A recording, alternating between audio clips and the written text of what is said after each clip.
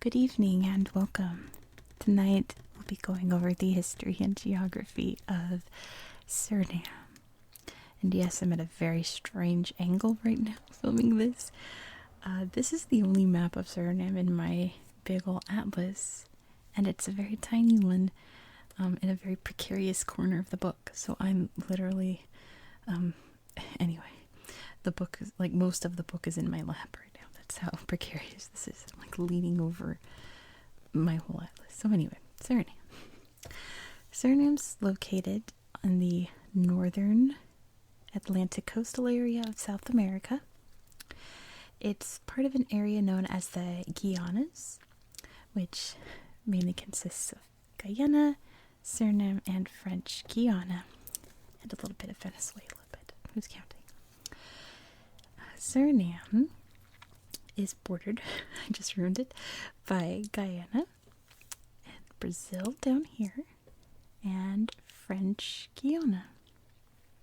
It's the only country in South America not bordered by a Spanish-speaking country.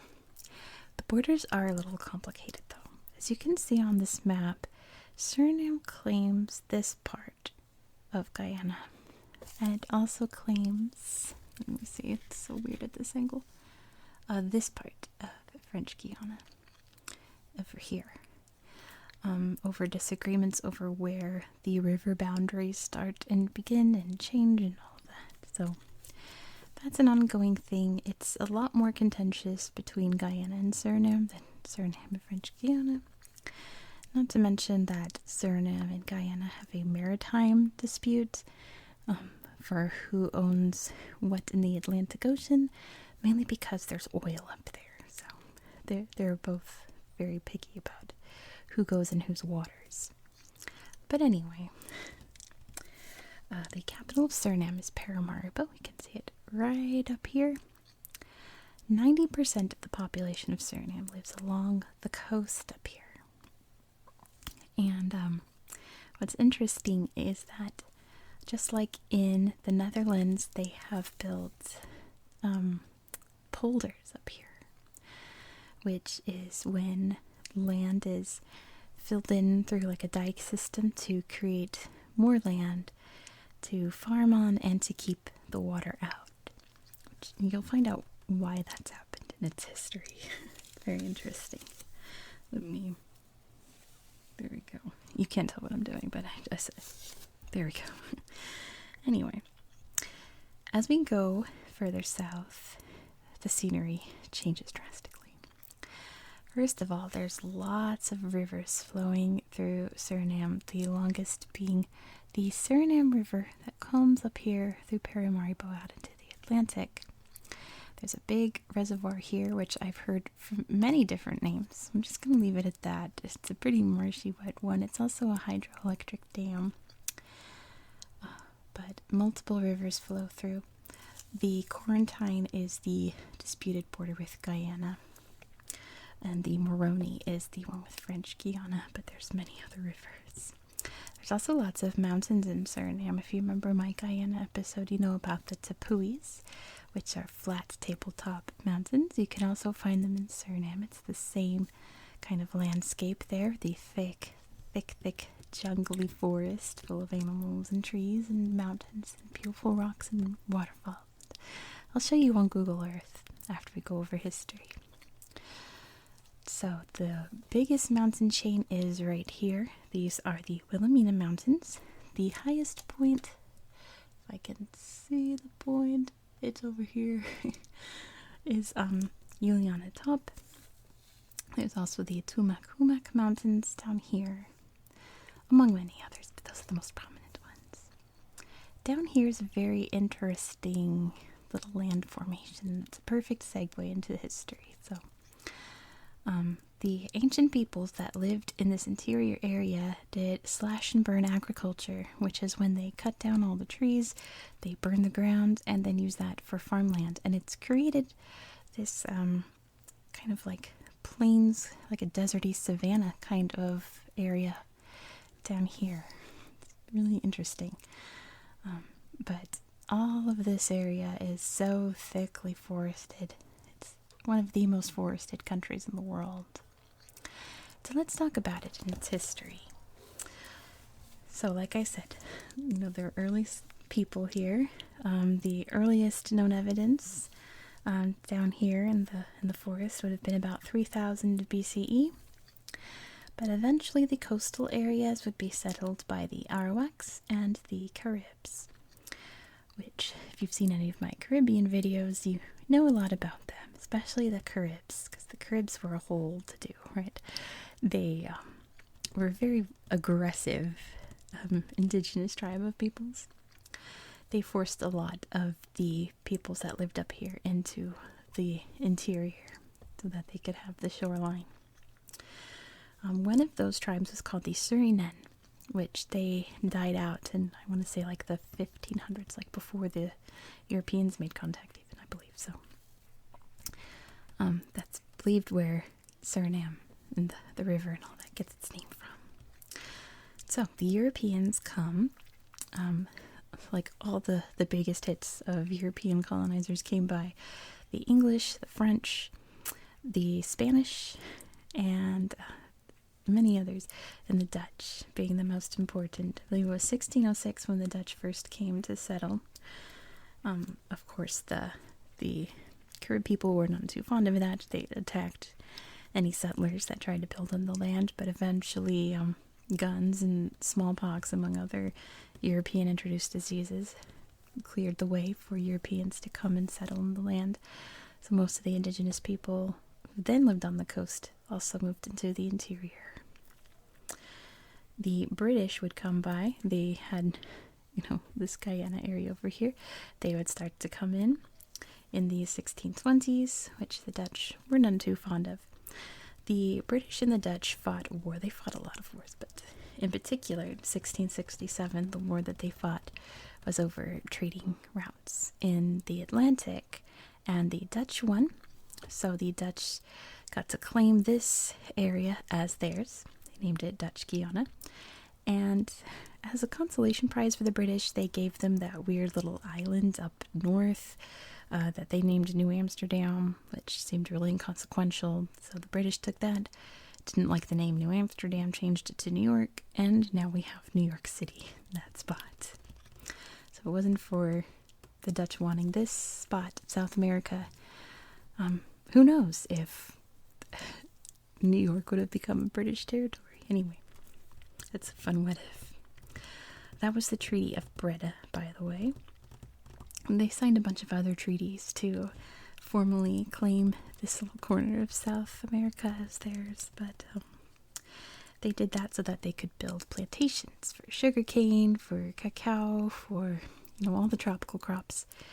And in order to mass produce these crops, you need a large labor workforce. So they kidnapped many Africans and sent them over here to work very, very grueling work in the plantations. All the sources that I read said that the slaves were treated horrifically in the plantations of Suriname. Like, it was bad, bad, bad. They were all bad, of course. Anyway. Okay, sorry. My cat's eating now. Anyway. The cruel treatment of the slaves would lead them to run away, understandably, and they would run into the jungles where they would make contact with all those tribes that had been pushed into there for all those countless years, and they would intermingle and start brand new tribes of people who were known collectively as Maroons. It also happened up in Jamaica and a few other Caribbean areas. But lots of different tribes came out of this mix of ancient of tribal cultures and like African ones infusing into it. And most of them are still around to this day. They raided plantations, which, revenge, right? But it was also for like supplies and to rescue other people, and it became a massive problem for the Dutch colonizing here. Oh, that's why they have polders like they have in the Netherlands, is because they were settled by the Dutch who were doing that over in the Netherlands. So their plantations were getting like overran by these raids of Maroons, and it got to be a huge problem. It got to the point where the Dutch had to sign a treaty with the Maroons to get them to stop raiding their plantations in exchange for like a yearly allowance to keep them satisfied and keep them away, which worked. And then Suriname could focus on profits and things like that. Slavery would end in 1863, give or take. After 1863, the Dutch decided, since slavery was so vital to the economy of the Dutch Guiana, that the slaves were free, quote unquote, but they had to work on the plantations for another 10 years with pay to let the plantation owners figure out what to do, and I guess let the slaves get used to having money. So 1873 was when it was the institution of slavery was over in Dutch Guiana. A lot of Dutch plantation owners apparently just abandoned their plantations when this happened, and the former slaves got to take it over. A lot of them broke up their plantations into smaller farms, but most freed slaves moved into the cities, into Maripo and the major areas appear for work. So the plantations that remained now needs a new source of labor, so they hired indentured workers, mainly from what's now Indonesia, because at that point those islands were also owned by the Dutch, so it's a little convenient. There are also some from India and China, but mainly from the island of Java and what's now Indonesia. Had a lot of indentured workers come and work their time and eventually stay.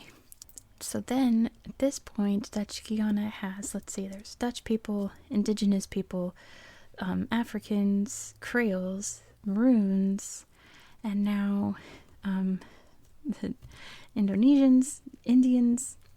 It's a whole eclectic mix, and it still is today.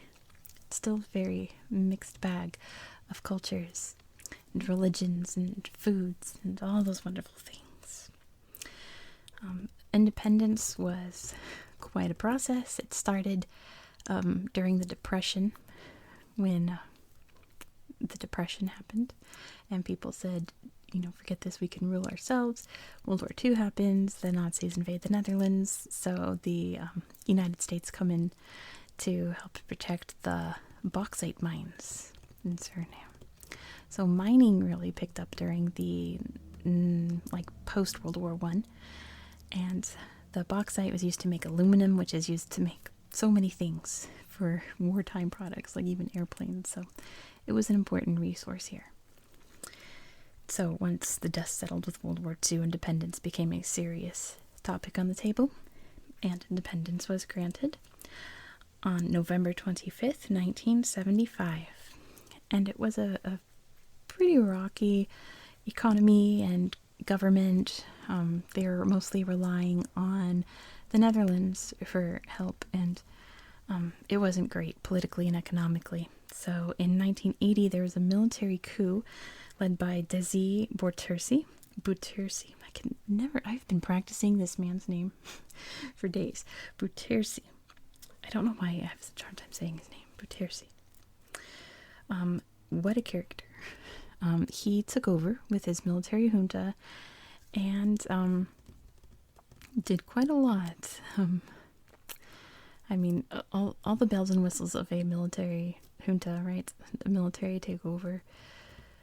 But most notably, in 1982, he rounded up a bunch of people who were vocally against him, speaking out against him, like lawyers, educated people, teachers, religious leaders, and sent them all to Fort Zlandia in Maripo, locked them up, tortured them, and executed them one by one, which outraged people, as you can imagine. That was a horrifying thing, the repercussions of which still echo to this day. We'll talk about it. Also, the Maroons down here and other indigenous cultures rebelled, and in 1986 there was a full-on civil war. That lasted until the early mid-90s. People wanted democracy again, so Bouterse allowed elections to be held, and when he decided he didn't like it in 1990, he literally called up the new president on the phone and said, "Hey, you're out," and just called up whoever he needed to get thrown out and basically broke up with them over the phone. It's known as the telephone coup. He did a lot of really terrible things. Eventually, in 1999, the Netherlands would try him in absentia, because he was here, for drug trafficking. And he was found guilty. Him and his son have been found guilty of smuggling drugs. So Butesi, he's still around. He cannot leave the country or else he's going to be arrested. He's still wanted for that charge to this day. There was also the issue of that massacre in 1982 that people were still very upset about. And he was put on trial for that in like 2009, 2010, and was going to be found guilty, I believe it was, but in 2012 the government decided to pass an amnesty law for former leaders, so they couldn't be convicted of crimes. So he was forgiven, and people were outraged in their protests. And eventually, with the new government in charge in 2019, they revoked that law. They lifted it, and he is supposed to serve a 20-year prison sentence for that mass murder, essentially. And it's still going on. I'm filming this in July 2022. In about 2 weeks or so, he has an appeal coming up. So I'm not sure how that's going to go, but it's still ongoing, you know. So Suriname has a lot going for it. You know, agriculture is kind of waned. It's still there. There's still a lot of farming, but obviously not like it was back in the day.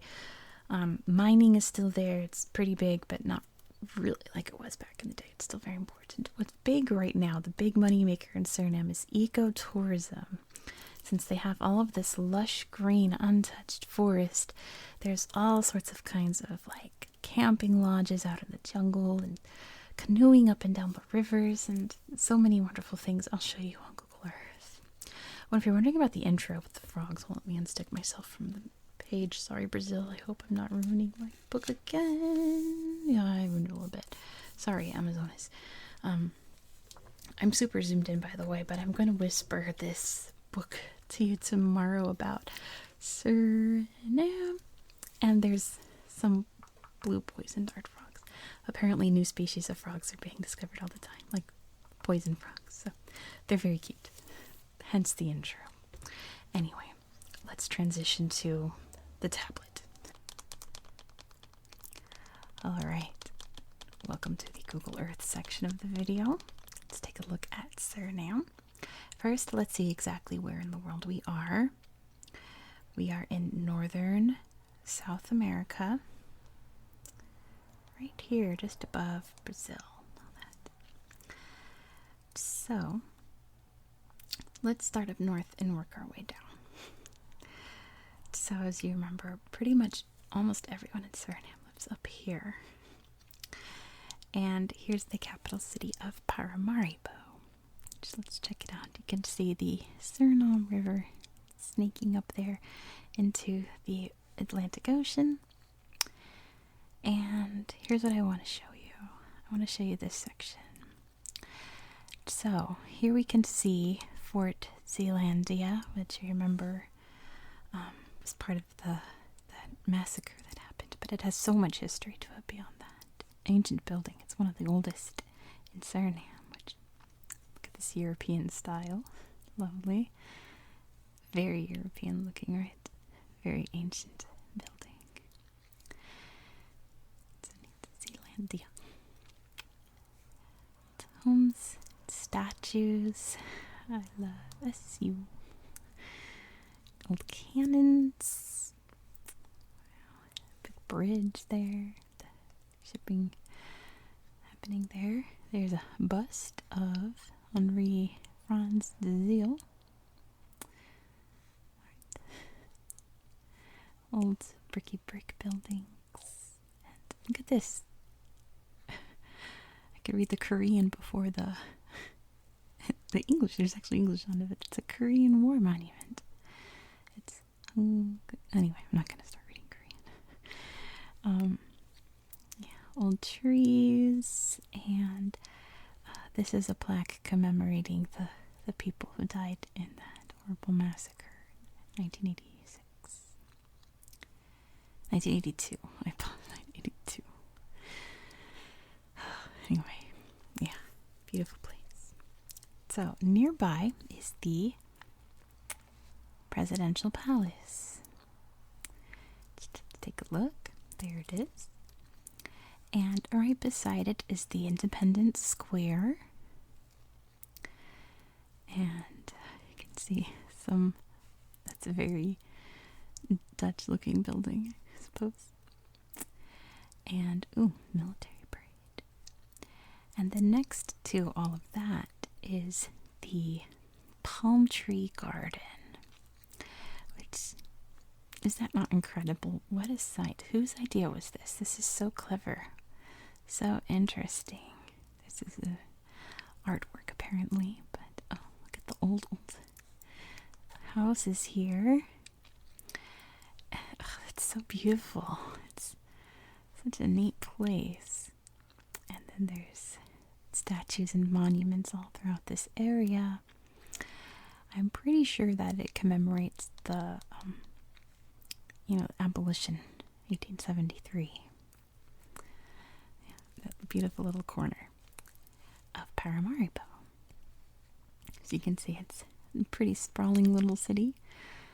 But the more we zoom out from it, the more rural it gets. And it looks like there's still a lot of city planning and stuff happening in this area. Over here, I want to show you the polders, which over here are some of the polders, which if you remember my Netherlands episode, we talk about how the Dutch would use polders to keep the water out. They would just basically create land and reclaim land from the water, from the ocean. They've done that here. Now look at this. This is Big Pond, big lake. And talk about ecotourism, right? Look at this. You could stay on the lake. Oh my gosh. If you see my last live, the guy that always sets off his car alarm just turned his car on without setting off the car alarm. That's incredible. Anyway, what a remarkable achievement. Anyway, look, and you can take little boats out here. This is like a little restaurant. Just looking on Google Earth. How cool is that? There's some really cool ecotourism ideas happening here in Suriname. That's just one example. And then there's New Nickery, other little poldery places up here, and let's see, Baboon Island. Alright, let's go a little farther south. Let's check out the big... I don't want to get lost. Here we go. Don't want to wind up in French Guiana. The big reservoir slash dam slash hydroelectric area over here, which Google Earth did not do a good job taking photos because it looks like they just patched a bunch of different cloudy days together. Looks a little strange up close, but that's that. And the Suriname River flows out from it. Now look at this. I was noticing this and I was looking through all these little towns following the river here, and I tapped on this one, and there's some great photos of it. So this is what life is like in rural Suriname, in what I assume is like a little Maroon village. Yep, it's home to the Maroons of the Saramaka tribe. So look at this. We've got the natural environment, and their little houses. The laundry hangs outside. Old ancient tree, little church, and just little ramshackle homes all put together. Some are on stilts, you can see. A more modern version. Oh wow. Boat beer. I wonder if that's like a little bar or something. A little snack shack. That's a big house. Wow. It's incredible. A more like Caribbean looking house there, I think. And yeah, this is what life is like in the interior, in a Maroon village. Isn't that incredible? It's so neat. Now let's check out the Central Suriname Nature Reserve to see what the heart of this forest looks like. Gorgeous, right? Big rocky mountains, and tepuis and things like that. Cruise along the river. There's some terraced farmland there. It's probably a lodge for tourists. Big rocks from the air. Oh my gosh, look how gorgeous. Can you hear my cat snoring in the background? Anyway. That's beautiful. Oh, it's like a painting. The river and the clouds. Oh, stunning. Just untouched wilderness, right? Beautiful waterfalls and little places to stay on your vacation, relax, and just be in nature, like totally in nature. That's what ecotourism is all about. Just wandering around. Look at just trees as far as oh, that's a tepui. Neat. Oh, on top of the waterfall. This guy's having a think in the stream there. And the pretty flowers.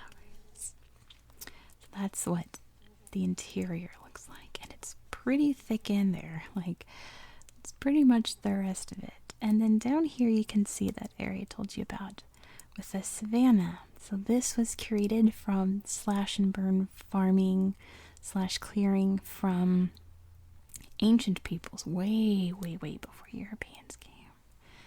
This is the Poliwini Savanna Nature Reserve. Is there any? Oh no, I already looked at this. There's no real good photos, but amazing clouds, right? Someone took the time to paint by the water there. And that's the Poliwini.